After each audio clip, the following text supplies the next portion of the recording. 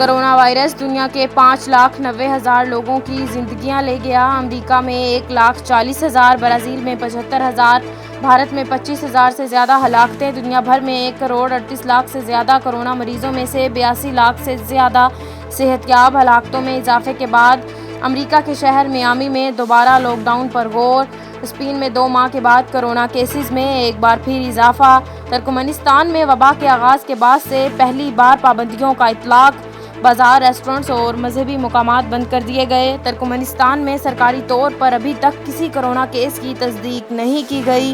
Corona के 22 माशी बहरान। France के इमदादी फूड बैंक्स में मुफ्त अशिया ज़रूरत हासिल करने वालों की तादाद बढ़ चुकी है।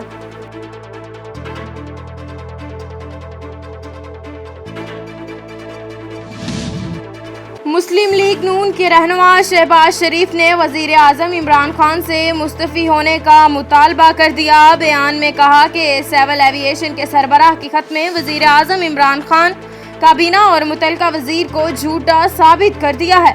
वज़ीर आज़म और वज़ीर के खिलाफ कार्रवाई होनी चाहिए। पायलट नहीं बल्कि ये हुकूमत, वज़ीर आज़म और वज़ीर जाली हैं।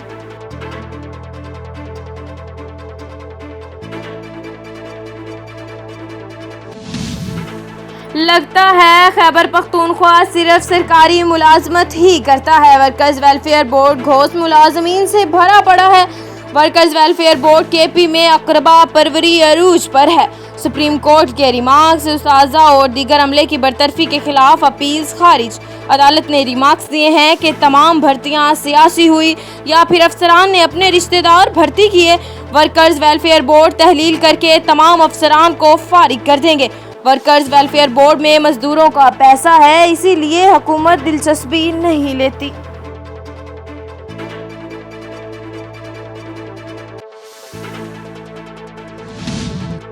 बालाई और वस्ती पंजाब, ज़ीनी बलोचिस्तान, बालाई खैबर पख्तूनख्वा, इस्लामाबाद, गिलगित बल्तिस्तान और कश्मीर में आंधी और गरजम के साथ बारिश हुई। मुल्क के दीगर इलाकों में मौसम गर्म और मरतूब रहा। सबसे ज़्यादा दर्जा हरारत सिब्बी में 47 डिग्री सेंटीग्रेड रिकॉर्ड किया गया। पेशावर में 39, कोयटा और कराची में 38, इस्लामाबाद में 36, लाहौर में 34, गिलगित में 28, जम्मू में 38, श्रीनगर में 31 और लेह में ज़्यादा से ज़्यादा दर्जा हरारत 19 डिग्री रिकॉर्ड किया गया।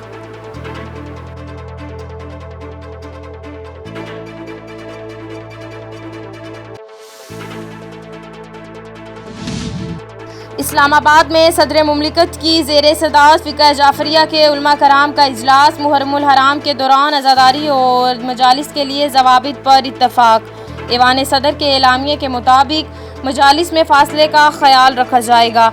इमाम बारगाह में लोगों के बैठने के लिए निशान लगाए जाएंगे। मास्क के बगैर किसी को दाखिले की इजाज़त नहीं होगी। मजालिस को मुकर्ररा वक्त पर ही शुरू और ख़त्म किया जाएगा। मुहर्रम के दौरान लाइसेंस याफ्ता और रवायती जुलूस को एहतियाती तदाबीर के साथ इजाज़त होगी।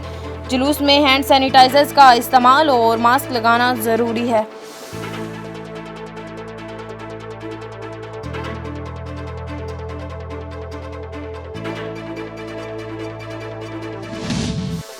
पाकिस्तान की तरफ से भारतीय जासूस और दहशतगर्द कुलभूषण जाधव को दूसरी बार कौंसलर रसाई दे दी गई। तर्जुमान दफ्तर खारजा का कहना है कि भारतीय हाई कमीशन के 2 एहलकारों को कुलभूषण से मिलने की खुली इजाज़त दी गई।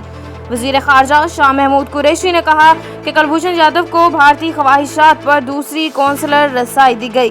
भारतीय एतराज़ दूर करके दरमियानी शीशा भी हटाया और ऑडियो वीडियो रिकॉर्डिंग भी नहीं की गई, लेकिन इसके बावजूद भारतीय सिफारतकार जगह की तंगी का बहाना बनाकर भाग गए और कुलभूषण यादव भारतीय सिफारतकारों को पुकारता रहा, मगर वो इससे बात करने से कतराते रहे। कुलभूषण यादव अपनी हुकूमत से बात करना चाहता था, मगर भारतीय सिफारतकार दुम दबाकर भाग गए।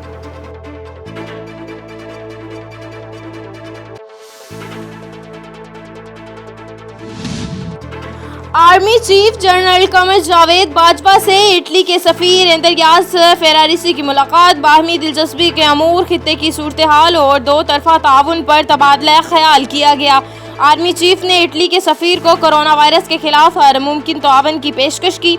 इटली के सफ़ीर ने खित्ते में अमन व अमान की कोशिशों के लिए पाकिस्तान के किरदार को सराहा।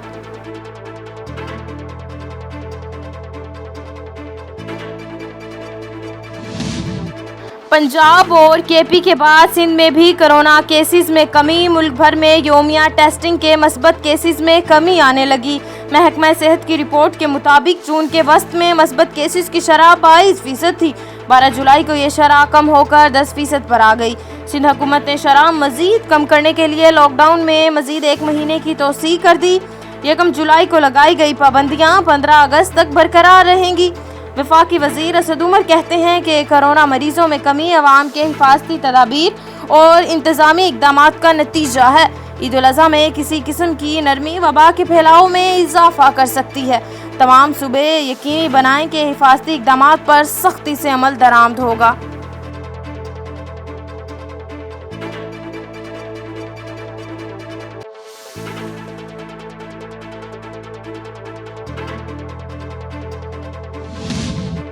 सिंध हुकूमत का दावा धरा का धरा रह गया। आटे की कीमत ऊपर चली गई। कराची के बाद सिंध के मुख्तलिफ शहरों में भी आटे की कीमत बढ़ गई। हैदराबाद में 1 किलो आटे पर 10 से 15 रुपये इजाफा। 450 रुपये में मिलने वाला 10 किलो आटे का बैग 550 से 600 रुपये तक पहुंच गया। मीरपुर खास में 10 किलो फाइन आटे का थैला 520 रुपये का हो गया। सखर में फाइन आटे की कीमत में 6 रुपये फी किलो इजाफा। कराची में गुज़िश्ता रोज आटे की कीमत में 6 रुपये तक इजाफा हुआ था।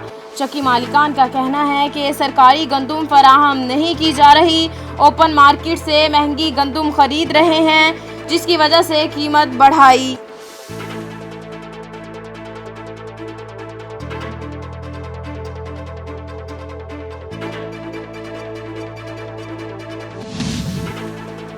और डर्बी में मौजूद पाकिस्तान क्रिकेट टीम के खिलाड़ियों की प्रैक्टिस। क्रिकेटर्स ने बैटिंग, बॉलिंग और फील्डिंग की भरपूर ट्रेनिंग की। कौमी खिलाड़ी आज से पहला 4 रोज़ा इंटर स्क्वाड मैच भी खेलेंगे।